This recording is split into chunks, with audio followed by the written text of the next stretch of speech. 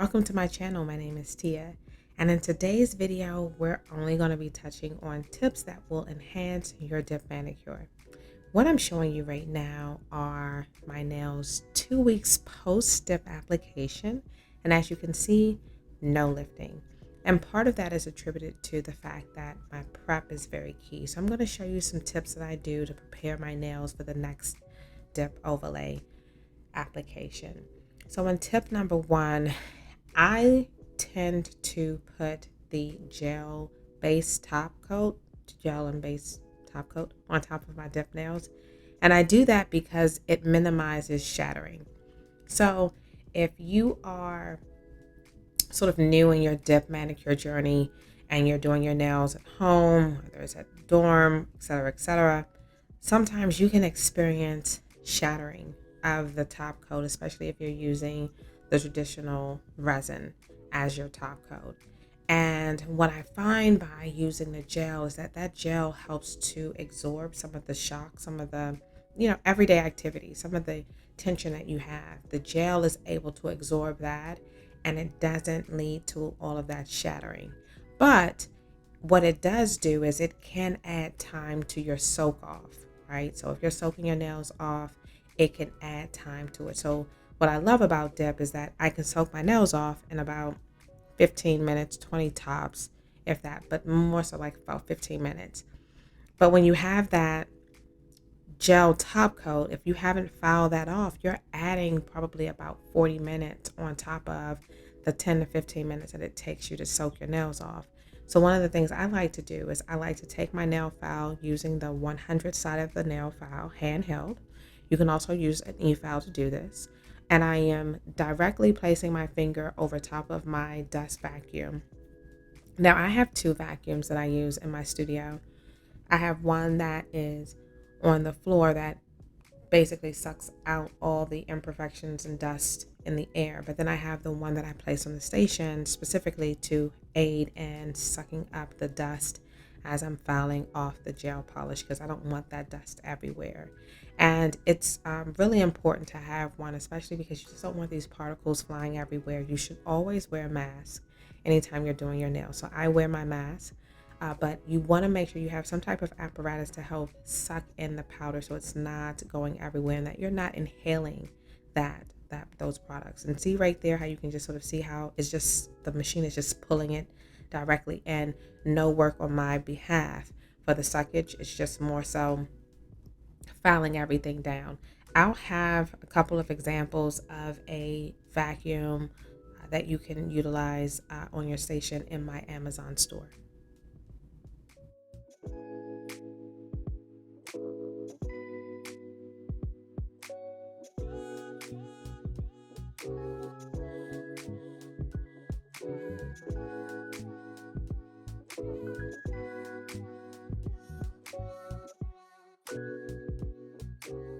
Now that we've filed everything off, let's move into tip number two, which would be nail station prep.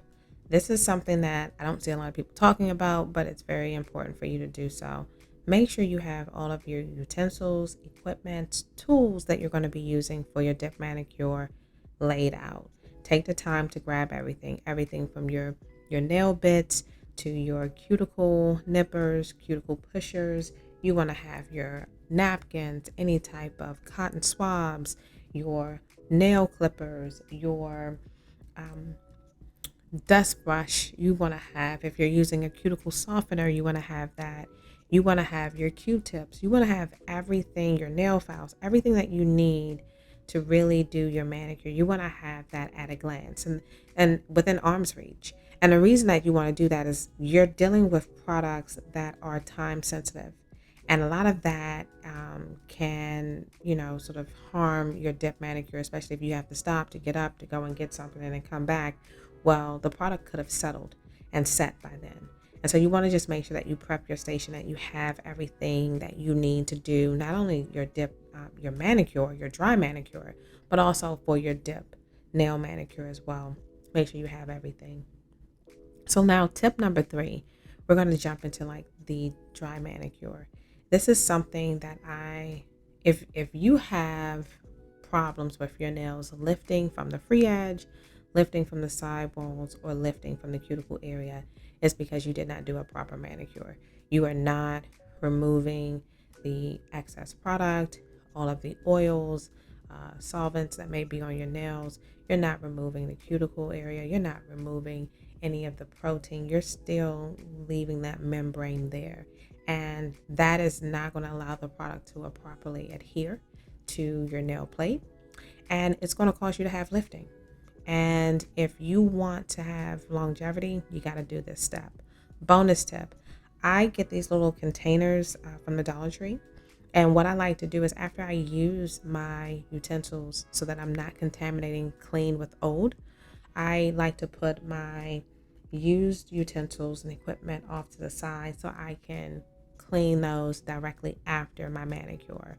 So that's just like a little bonus tip that I threw in there. I just wanted you guys to see that I don't put those tools, back into the container. I like to sanitize those. And so I will put them to the side and then push forward once I've, return them to the containers once I've done everything. So now what I'm doing is I'm showing you how I push back my cuticles, and my cuticles are soft. They were soft when I went, washed my hands, came back. Now I am just gently pushing the cuticles back. And then I like to use a dual-ended cuticle pusher. So I like a pusher that has the actual pusher on the end and then a scraper on the opposite end. And that helps to really help to push up that membrane, that protein that's there on the nail plate. For me, sometimes my cuticle membrane can be very stubborn. And I find that by using the scraper, it allows me to lift up and to remove everything at one glance. So let's zoom in. So see, this is what I'm showing you. I'm showing you, see how you see all of that just sticking to my natural nail plate? That would not come up just with the pusher. It's not. So sometimes having that scraper there will aid in allowing you to lift up everything that you need to actually remove from your natural nail plate and what you need to trim and cut away. The next tip is tip number 4, and this is using an e-file to clean up the cuticle area. One of the things I like to do is I tend to buy several nail bits, e-file bits that is, and I have a couple already linked in my Amazon store, but I like to get the bits that have like 60 to 80, even 100 count different options. And the reason why I say that is because for every person's hand is something different, right? So as a former nail tech, I may be able to use one nail bit. Like I may use, like, this is a flame, micro flame bit, diamond bit that I'm using. That is I believe this is 180. So this is actually a softer nail bit. It's not as coarse. Usually when the numbers are higher, that means that the grit or the abrasion is a lot softer. If it is a lower number, that means that it's coarser. That means that the grit is a lot higher. It's going to be very coarse. And in some cases, especially going around and dealing around the cuticle area and your side walls and nail plate, I tend to like something that's a little milder, something that's a little bit more gentler, especially because I'm cutting in and around the skin that is dead, and I'm also coming very close in proximity to that skin that's still living, and so I don't want to damage any of that. So I tend to go with something that's a little bit softer that would allow me to still to achieve the same result but not injure myself. And the reason why I like to have multiple bits is that you want to find what works best for your nail, for your hand, for your skin type, for your cuticle area. You may need something that's a little coarser. So you may need something that's in the blue family or something that may be even in the green family, because those are going to be coarser. For me, I tend to stick to the red and the yellow. Those are typically softer. The other thing is grabbing your nippers. Your nippers are somewhat like, think of your nail equipment almost like windshield wipers, right? And I know it might sound weird, but just stick with me. So if like every 3 to 4 months, you got to replace your windshield wipers. Okay, because they get dull, right? It's not as crisp as it once was. Well, your nail tools are the same. You have to, if you're not sharpening your tools, your nippers will get dull. And once they get dull, it's going to be very hard for you to cut your skin. I mean, cut off that dead skin, remove the cuticle area, remove any hangnails. It's going to get difficult to actually do that. You're going to find that you're snagging or fraying the skin instead of having a clean straight line when you're cutting. So you want to make sure that you have either a nipper sharpener or that you replace your nippers every couple of months. And so I like to go, you can get nippers from like a beauty supply store, TJ Maxx, Marshalls, I have several places you can go and get them, but I like to have my nippers and I keep them. I usually buy them in bulk. And then once my nippers start to get dull, I don't toss them away. I use them for something else, and I'll show you that a little later.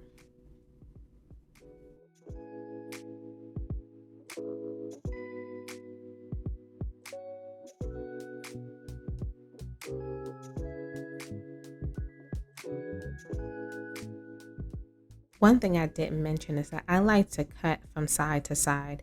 So what I like to do is I will cut on the left side and, make my way to the center, and then I'll rotate and cut on the opposite side and make my way to the center. And I find that I can do that easily on my hand. If I was doing it on a client's hand, it would be easier for me to kind of like do it straight through. But when I'm doing it on my nails, I find that it helps me to kind of like take a pause, go to the other side, and then work on that other side to meet in the middle. It just allows me to make sure that I'm cutting everything succinctly and that I'm getting up all of that dead skin that I no longer need there. The other thing is that it's okay to make multiple passes. And so I will make, two, three, four passes if need be to get the desired look that I'm looking for. And I'm always taking my time and I'm being very gentle.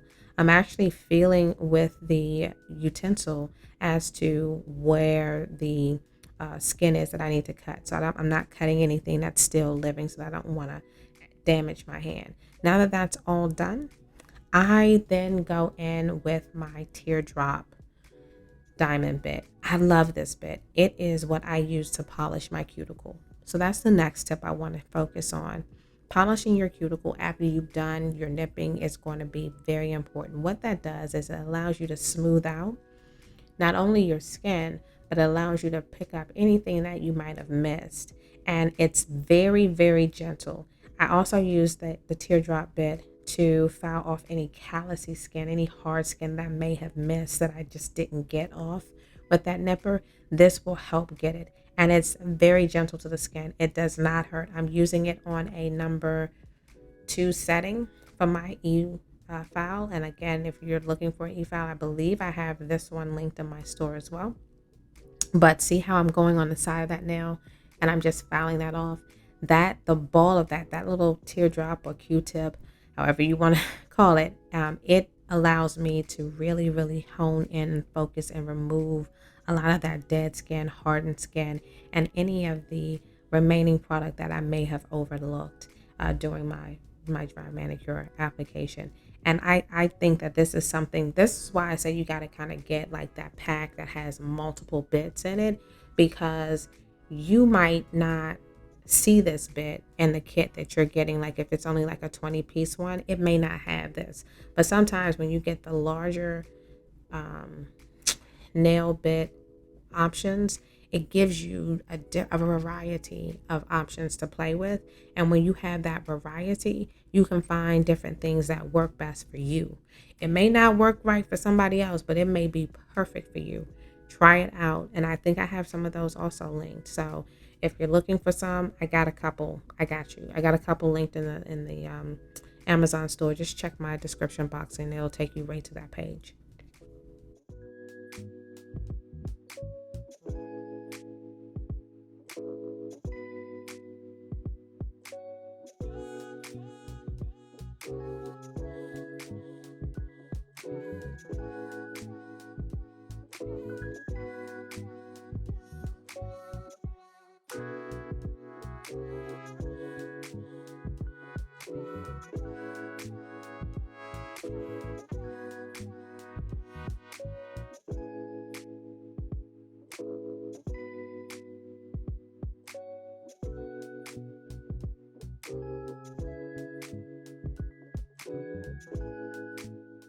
Now that that's done, let's grab the sanding bit.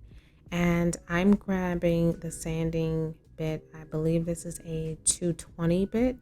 And I'm doing that because I want to add a little texture to the nail plate, but I also want to smooth everything out. This is basically like a buffer on the e-file. It's very gentle. It's not designed to give you any like coarseness, but it's gonna give you a little texture, It's gonna smooth everything out. You can use it on your skin, as you can see there. I'm just using it to like I have a couple of areas that's sometimes get very callousy from me typing or writing, packing orders, plethora of things. So I like to do that, as well as this is the final step that I use in my polishing component. So I like to use the edge of the sanding bit just to do a once over, and I'm telling you, it definitely changes the way your nails look at the end. So if you're struggling with that professional look, and let me also mention this, when I do a dry manicure on myself, for me to do my nails, to be completely honest with you, dry manicure and all, it takes me close to 3 hours. It takes me like an hour and a half just to do my nail prep, especially if I'm doing my nails like after 2 to 3 weeks. Now, if I'm soaking my nails off like last week, and I did a complete dry manicure last week, I don't have to go in that deep. But if I haven't touched my nails in about 2 to 3 weeks, then I have to do a complete full dry manicure. If I'm doing a full dry manicure and not a partial dry manicure could take me about 30-45 minutes to do. But if I'm doing a full dry manicure, it's going to take me an hour and a half to do, because I'm literally taking my time. I am being very intentional with the tools that I'm choosing. I am looking at my nails and treating them. I'm pampering myself. This is my time to pamper me. So I'm not rushing through this process. I'm taking my time. I'm throwing something up on Netflix. I got the candle child over here. I got a scent going on. It smells amazing in here. I may have a little glass, little something, little libation, little something over here in this little cup. And I'm taking my time and I'm doing my nails. This is my time, right? It's not my time to do. I can't answer nobody's question. I don't want to hear nothing about nothing. I just want to focus on me. So during this time, when I'm doing my dry manicure, because this is about having healthy nails under the dip application, I am taking my time and focusing on my nails and making sure that my nails are in sync, that they are succinct, I'm catering to them, that I'm not damaging my nails, and I'm not doing any of that. Okay. The next step I want to talk to you about is pre-shaping. Now, some people don't shape before they do their nails. They want to shape afterwards. That's not my suggestion to you. I suggest you pre-shape your natural nail. You want to pre-shape your nail in the sort of pattern or the design, the shape that you want your final product to look. If you want more of a tapered look, then in some cases you are going to over direct your nail to shape it to that desired shape ahead of applying the product. Why? Because when you apply the product, and you're going to have to do some shaping at the end, you don't want to break the integrity seal that you just spent hours on building, or minutes on building. You don't want to do that. If you take the time to pre-shape, this will definitely aid to the longevity of you having your nails. It will also help if you struggle with, like, if at the free edge your nails start to curl, that's because you're over filing.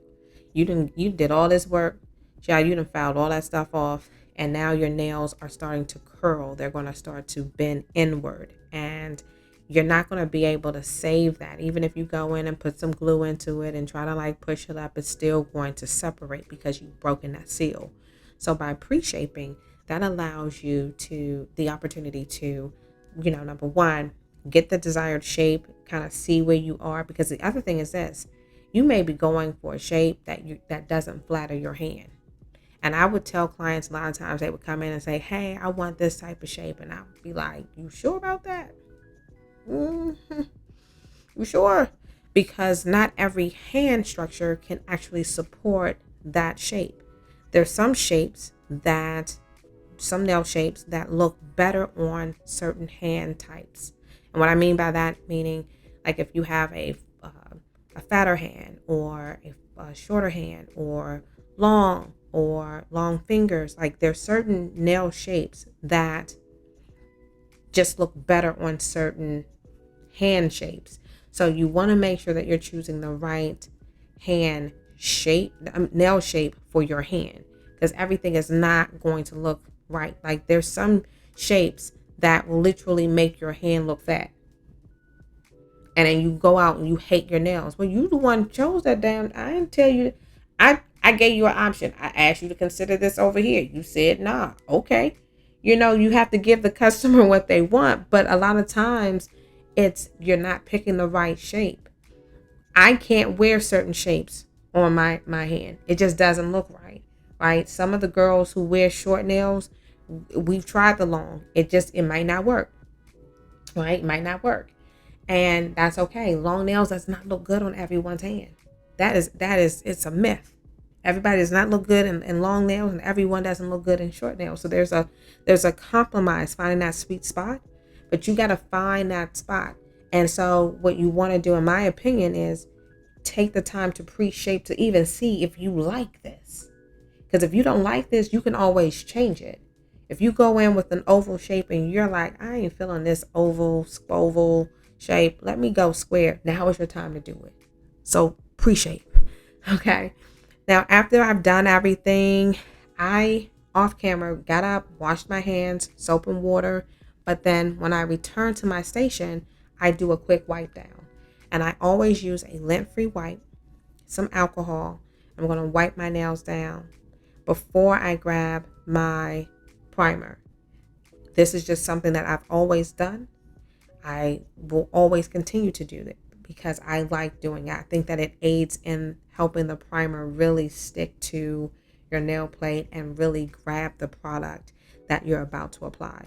So make sure that you are applying a good primer to help dehydrate the nail and really set your nails up for the application.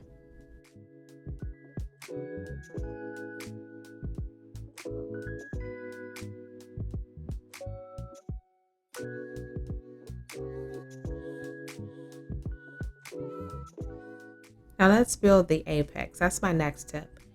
I don't have super flat nails, but they don't have the height that I want. So I like taking my clear powder. I will go, I would say maybe 3/4 of the way, just slightly past the midpoint of my nail. And I will apply a thin layer of base coat, avoiding the side walls, but always sweeping the free edge. And basically, I'm creating like a landing strip. And I'm going to do that for each one of my nails. But right here, let me just let you know what I'm doing. There was a speck of product, maybe from the last dip application that I missed. And so I'm just scooping that out.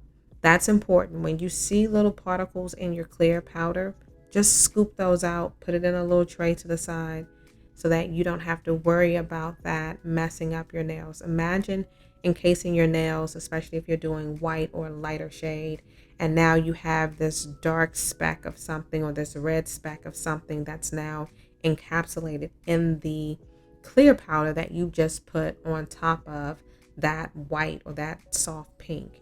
It's gonna irritate you, and you can't necessarily get that off. So you want to just go ahead, when you see it, just pop it out and put it to the side. It won't hurt anything. The next thing that I want you to do, as a bonus tip, is notice how my container has a lot of crusties on it. And that happens.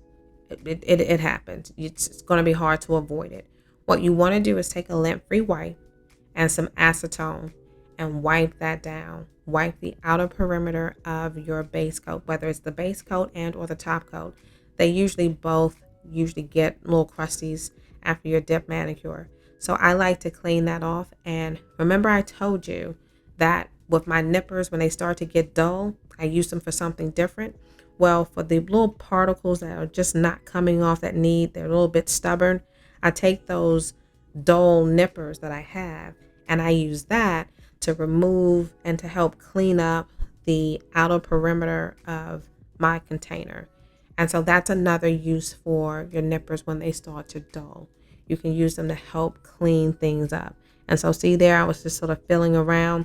I grabbed those little dull nippers that I had, and I keep them off to the side. They're like in a little tray, and I don't contaminate those with my sharp nippers. And I use them to sort of just remove the crusties around those containers.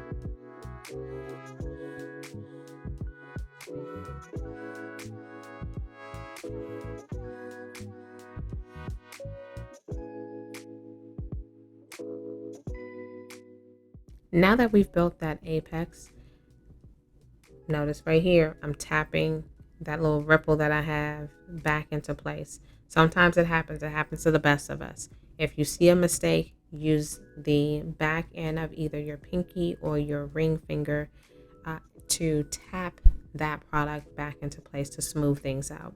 Now, the shade we're going to be playing with today is called Spike Lemonade, and it's more of like a neon yellow, very pretty shade. And what I'm doing is I am breaking up that product so that product is not just sticking to itself. Sometimes what happens is, especially in the summertime, you have a lot of moisture, rooms get warm, they get hot, and the product can start to clump together. So you want to break that down so that you don't build up resistance when you're starting to put your finger into the powder. You don't want to have that resistance there. So I like to stir my powder up before I do my dip manicure. And that's just especially when I see that it's clunky, clunked up a little bit, little stuck together. And you can either you can get like a wooden stick, you can take the back end of a brush, you can actually even put the lid back on and shake it up if you want to, just to break it up. But you want to make sure that you're breaking it up and that the product is not sticking together. Now, let's apply your layers. And I'm not going to talk through this part as much, but it's just you want to apply your layers, your base coat, still using number 2, but you want to do that thin layers, and you want to apply as many layers as you need for the activities that you do. Meaning, some people want to do 3 layers. That's too thin for me. But if you have strong natural nails and they're thick, then you may be able to get away with, 3 layers. But if your activities are more strenuous throughout the week, you may want to go to 4, you may want to go to 5, you may even want to go to 6. Layers, dip layers are like, in my opinion, like sugar and coffee. Like how many sugars do you want in your coffee? Some people only do 3. Some people do 10. Some people do 6. You have to find that sweet spot for you. You always want to make sure that you're building on top of each layer. So go slightly behind the last layer and keep going until you get to that cuticle line without flooding. if you have or you struggle with flooding on the side walls, then your first 2 layers should not go all the way out to the side walls. Why? Because you struggle with flooding. So you can not do that. See how I'm not quite down on the side walls? I'm slowly adding the product down, but I didn't go all the way down. And everything needs to be done at a gradual layer. You want to gradually get to that point where it's a full layer. You don't want to go in just with like full layers, because you're going to have chiclets on your hand. I've said that more than once on many videos. You just don't want to do that. You want to take your time but move quickly and swiftly while you're doing it. Always brushing that free edge, hitting those corners as well. If you struggle with your corners chipping because you're not putting enough product on there, make sure you're sweeping that base coat on that product so it can adhere, and then leave your finger in. Stop dipping your finger in for 3 seconds and pulling it out. Leave your finger in there for like 10 seconds or so that product can actually adhere to the base coat. I've sped up this part, but I'm going to show you, this is the rest of the dip application and the layers so that you can sort of see it. But it's very much so very simple in my opinion. You just want to gradually build up, work very quick. You don't want to, take your time doing this, but you want to make sure that you're adding enough product and leaving your finger in the jar so that the product can adhere while you're building your dip manicure.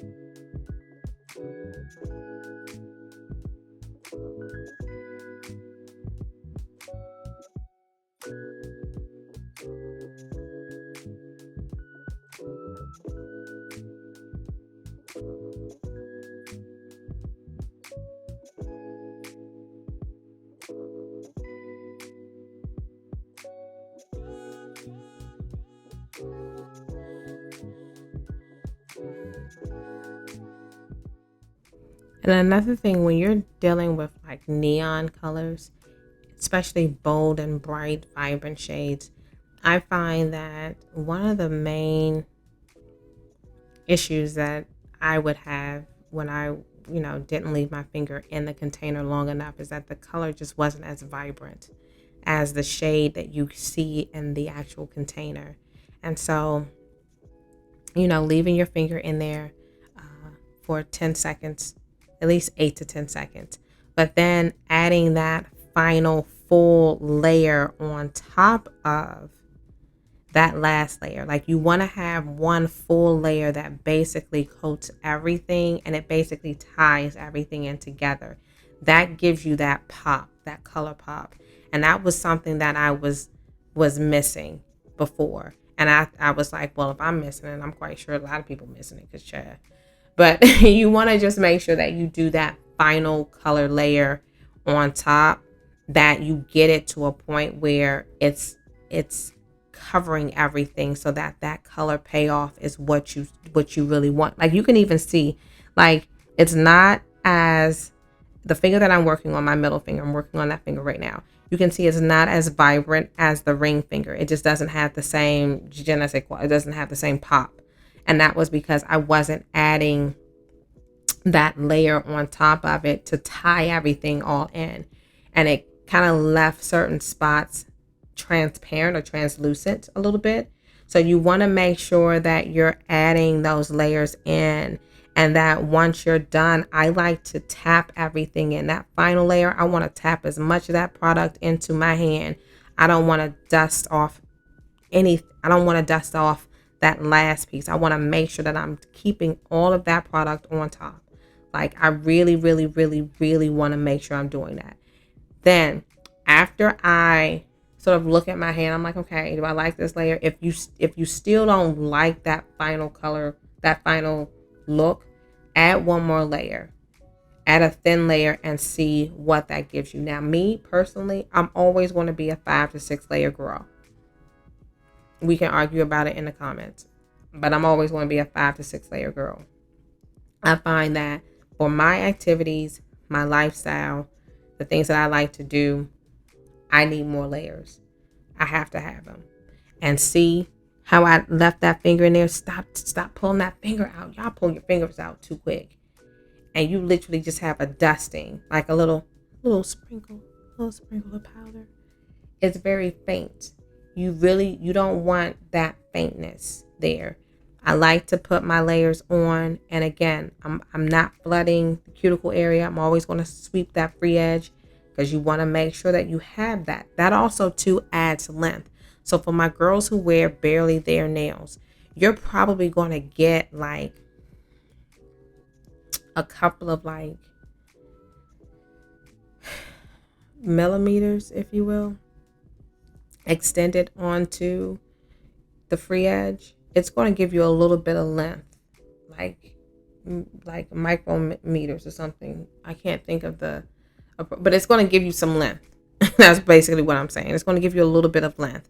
You don't want to skip that part when you're doing your dip manicure. You just don't want to do that.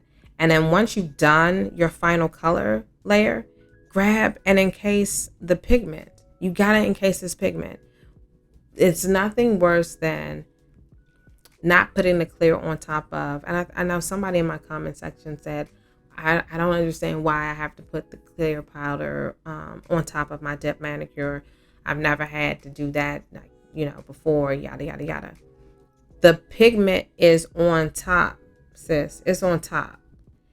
If you don't put that clear powder on top, you're going to foul off that pigment. You're going to have that pigment will basically fall to the wayside, and you're going to see a splotchy result. So you want to encase that clear. That clear basically bonds to that pigment so that pigment doesn't come flying off when you start your shaping and buffing process. That's all that does. It's not going to make it any thicker than what it is. It just seals everything in. And that's what you want to do. You just want to seal it. It's like putting a roast in the oven without a lid or some aluminum foil. You don't want to do that. You want to make sure you're keeping everything. You seal in all of the flavors so that they marry in, so that your food has the appropriate taste that you're going for. Well, the clear does the same thing. It seals everything in and keeps it trapped in so that you don't lose that pigment.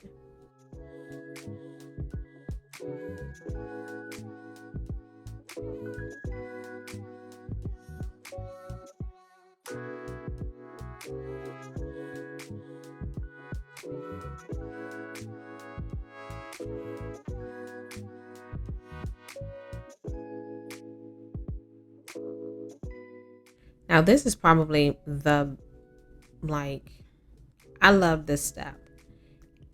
I love applying the bond. Bond is step number 3.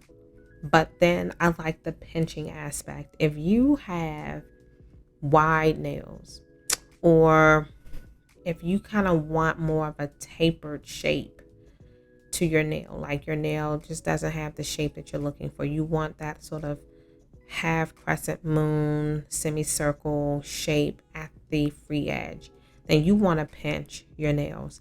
And one of the things I do is I pinch, pinch, pinch. I pinch and blow. So I'm using my mouth to blow on my nails. So I took the mask off.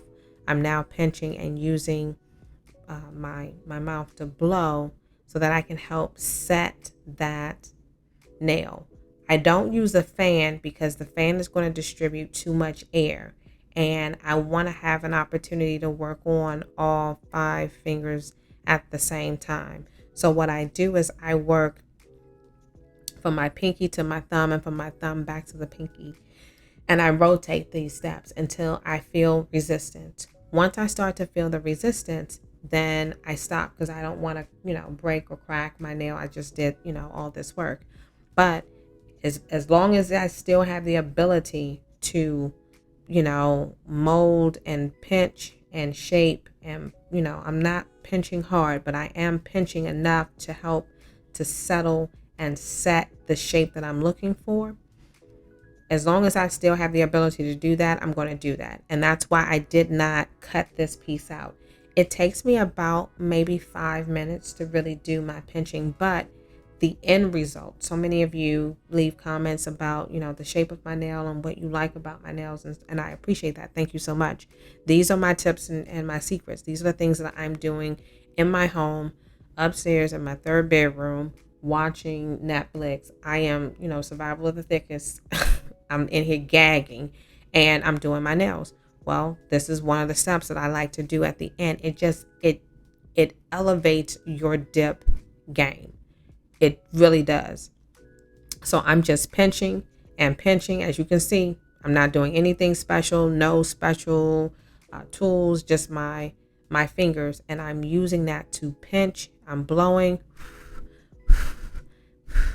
And I am pinching and blowing at the same time, just so that air can help set that acrylic so that I can now jump into the actual filing and shaping process. So I pinch until I no longer can, until I feel the resistance, and then I stop.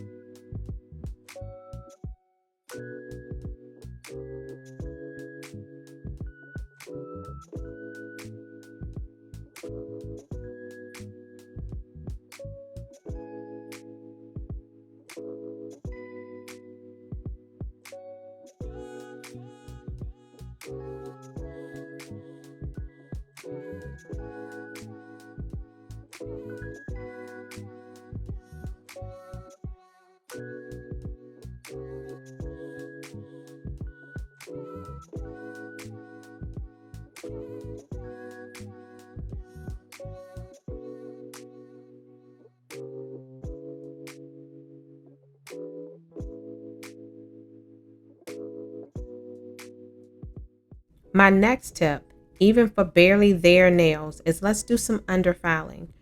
Those little dip cliffhangers or curtains or ripples that are underneath that free edge, what free edge we have, but with very little free edge we have, you want to underfile that. And the reason why I like to do that, notice the color on the nail bit. That is yellow. That means that nail bit, I think, is either 240 or 220. And it means it's very soft. And I'm using that to help smooth out. I'm smoothing out that free edge area that we just built up. And I'm doing that because as things get trapped in your nails, whether it's food or this or that, your natural cleaning process is to, remove it. Well, when you have those little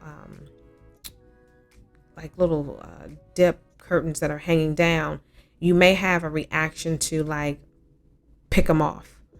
When you pick those off, it's breaking the integrity of your free edge. And it's going to 100% cause you to have snags, cause your nails to actually break down. It's just not going to be what you're looking for. So I like to do that under filing before I even jump into the filing and the buffing piece. Now, the next tip that I have for you is doing your filing and your buffing. I typically, when I am removing bulk, I will use the 100 side of the nail file. That's going to be a little coarser. And I'm usually going in one direction to control how much product I'm removing. When I get into like the forming aspect of things, I then flip it over to the 180 side because I don't want to take off that much product, but I do want to smooth out or level out the dip manicure, remove any, ripples or waves that you may have, any unevenness. I want to do that. The other thing is that if you struggle with holding your finger up, use, yeah, I don't know what I don't know what I was, honey, I got my life. You hear me? Um, sorry about that. It was funny. But you want to grab something to prop your finger up. Don't be ashamed of that. Prop your finger up if you need to get you some to get you some stability. Child, it was a whole, that's what I'm saying. When I do my nails, it's therapeutic for me.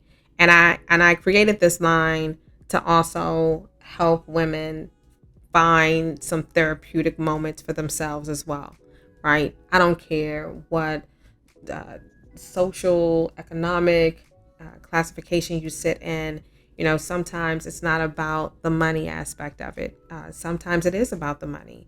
Sometimes you just don't have it. You don't want to make that financial commitment to going to get your nails done when you can go and buy a dip kit off of my website and do your nails for the whole year and spend a fraction of the price. You can, and at your own leisure, you can do your nails at 8 o'clock at night if you want to. It's probably 8 o'clock or 10 o'clock at night and I'm doing my nails.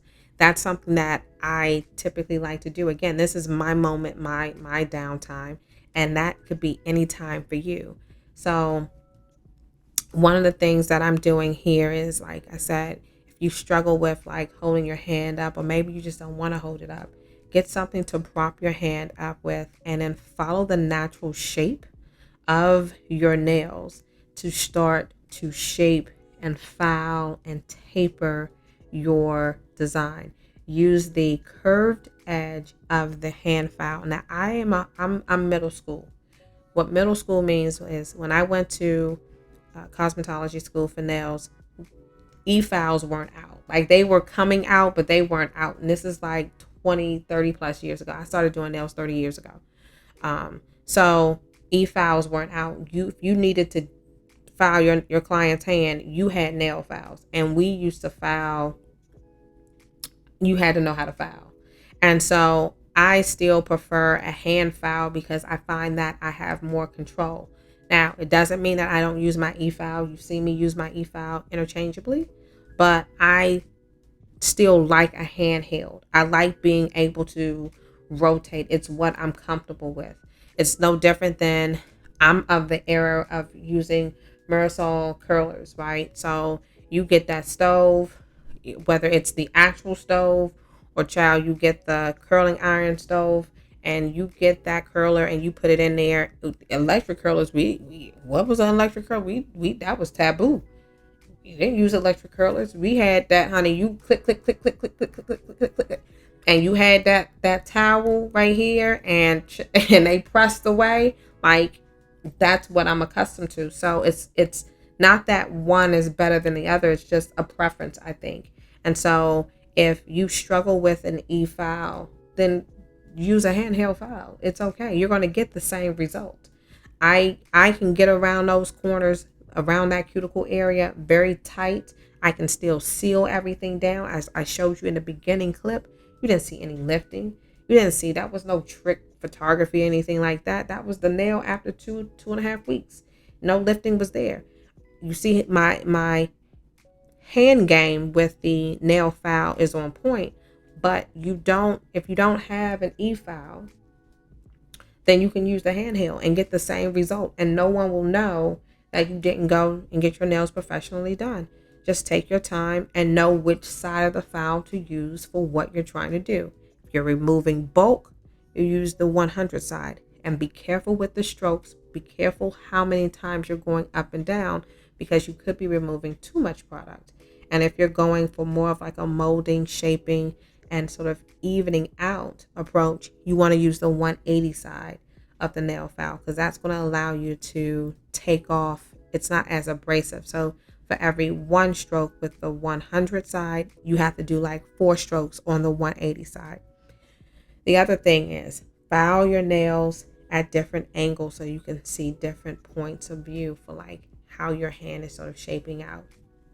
And what I mean is that I will turn my hand to the side. I'll turn it to the other side. I'll hold it straight up. I'll look at it dead on. I'll flip it around. I want to see how my hand looks in different angles, because you may see something that if you're just looking at it from a bird's eye view, you may miss what it looks like straight on. You may have all kind of unevenness straight on that you didn't see because you're not turning your hand around. And always rotate your hand under that nail file.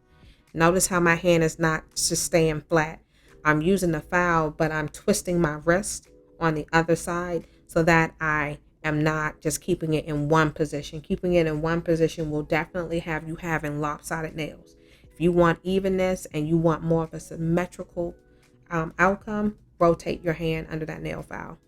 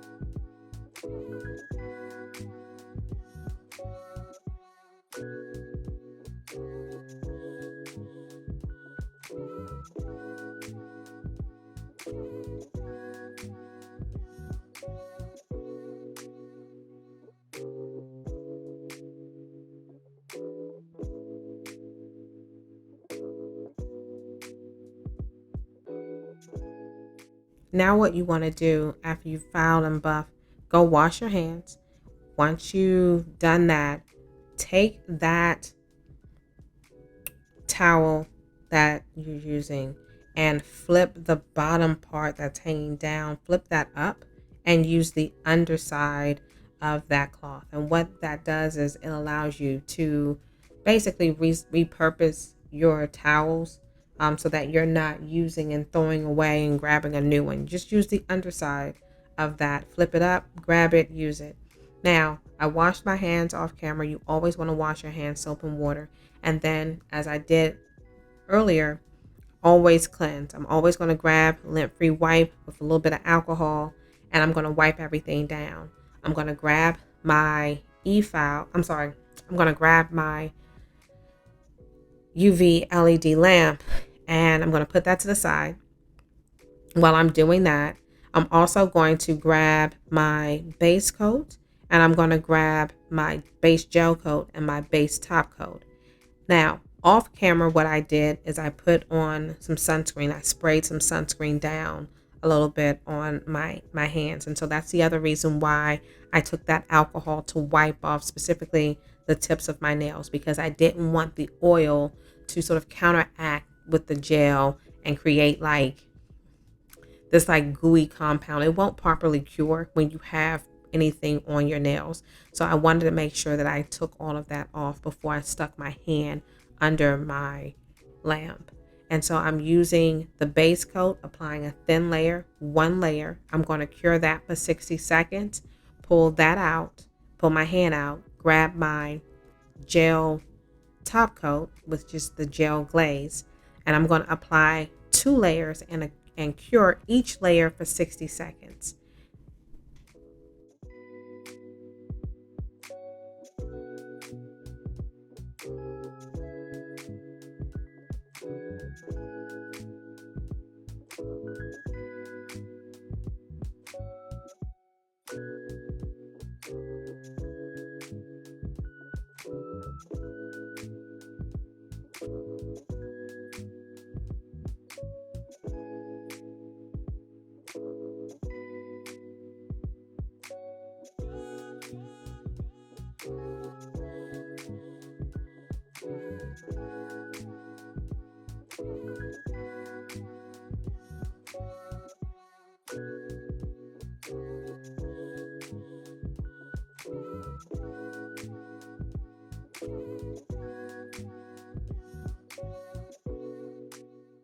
If you struggle with shattering using the traditional top coat, which is resin, then you may want to add the gel polish. Gel to me just helps absorb a lot of the shock that you experience, like when you're, with your hand, whether it's dropping something on your hand or hitting your hand on the door or hitting your hand on a wall or hitting your hand somewhere or grabbing that bag. I would often experience shattering if I'm trying to grab like the groceries and I have multiple grocery bags in my hand and I'm making a tight fist. Well, that tension that I'm creating with my hand is going to lead to shattering. And by wearing the gel polish, I don't have that shattering. So if you haven't, it's just my suggestion. Try adding and incorporating gel as the top coat. I don't do the gel throughout, like the dip gel layers. People do that. I don't do it because my soak off time, child. I got to get, I don't have time. I want my soak off time to be no more than 15 minutes. Anything more than 15 minutes, your girl can't do it. It's a no for me. It's a no on every day that ends in Y. I'm not interested. I have to unsubscribe. I can't do it. But when I add the top coat and the base coat to my final product, it does work for me. And I find too that it gives you that like long lasting shine to that wetness. This is such a dope color. It's a very neon yellow. It's spike lemonade. It's available on the website. But yeah, hopefully you guys found these tips to be helpful. That's what I'm here for. That's what my channel is here for, just to help you not only self-care, but to do your nails and to build that confidence up with your nails. I know that a lot of women would love to have their nails done and they just simply don't have the funds or the time. If it's not financial, they don't have the time to do it. And so that's what my brand is about. It's about self-care and pampering oneself. And so hopefully you enjoyed these tips. I have more videos in store for you guys. Thanks again for watching today's video. Until next time, keep dipping and have a great day.